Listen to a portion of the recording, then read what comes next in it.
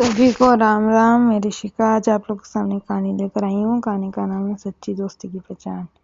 Manish hotel में काम करता था। वह साधारण जीवन जी रहा था, लेकिन उस पर हमेशा शांति और विनम्रता रहती थी। एक दिन जब वह होटल में ग्राहकों को देख रहा था, तभी उसकी नज़र एक टेबल पर बैठे 4 लोगों पर पड़ी। उन्हें देखते ही मनीष थोड़ा घबरा गया। लगभग 25 साल बाद वे चारों उसके सामने थे। वे उसके स्कूल के दोस्त थे। समय ने सबको बदल दिया था। वे चारों अब बहुत बड़े और संपन्न व्यक्ति बन चुके थे। उनके सामने महंगे मोबाइल फ़ोन और लैपटॉप रखे थे। वे अपने काम में व्यस्त दिख रहे थे। दूसरी तरफ मनीष की ज़िंदगी कुछ अलग दिशा में चली गई थी।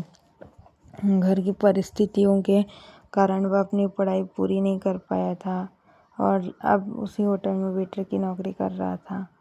मनीष ने हिम्मत जुटाई और उनके टेबल पर जाकर खाने का ऑर्डर लिया। अपने ही दोस्तों को ग्राहक की तरह सेवा देने उसे थोड़ा अजीब लग रहा था। मन ही मन वह सोच रहा था कि शायद वे लोग उसे पहचान लेंगे, लेकिन उनमें से किसी ने भी उसकी ओर ध्यान नहीं दिया। वे बस अपने काम में लगे रहे। थोड़ी देर बाद मनीष खाना लेकर आया और चुपचाप उनकी सेवा करता रहा। उसके मन में एक अजीब सी भावना थी, खुशी भी और थोड़ी उदासी भी।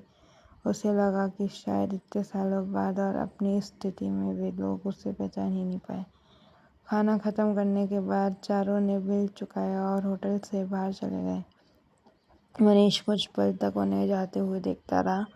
उसके मन में यही सवाल घूम रहा था कि क्या उन्होंने सच में उसे नहीं पहचाना या फिर उसकी गरीबी देखकर पहचानने का दिखावा नहीं किया।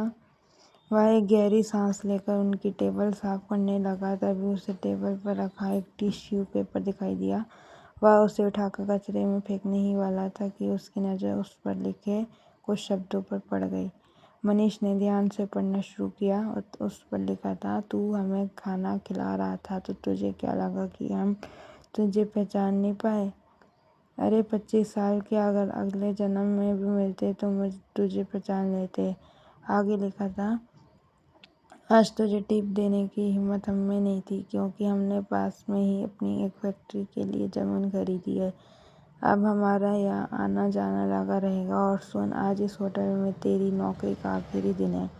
हमारी फैक्ट्री की कैंटीन कौन चलाएगा? तू ही चलाएगा। याद है स्कूल के दिन जब हम पांचों एक दूसरे का टिफिन खा जाते थे? अब जिंदगी में भी रोटी मिल बांट कर साथ खाएंगे। तुझसे अच्छा पार्टनर हमें और कहाँ मिलेगा। यह पढ़ते ही मनीष की आंखें भर आई। उसके दिल में खुशी और भावनाओं का सैलाब उमड़ पड़ा।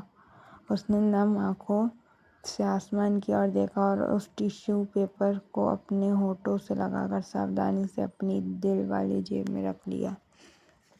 उस पर उसे महसूस हुआ कि सच्चे दोस्त वही होते हैं जो दोस्त की कमजोरी नहीं बल्कि दोस्ती को देखते हैं। सीख, जीवन में सच्चे दोस्त बहुत कीमती होते हैं, इसलिए हमेशा अपने अच्छे दोस्तों की कद्र करें, क्योंकि वही लोग मुश्किल समय में आपका साथ निभाते हैं। जय जय श्री राम। जय हिंद। सदैव प्रसन्न रहिए। जो प्राप्त है वही पर्याप्त है। धन्यवाद। जय हो, सदा विजय हो।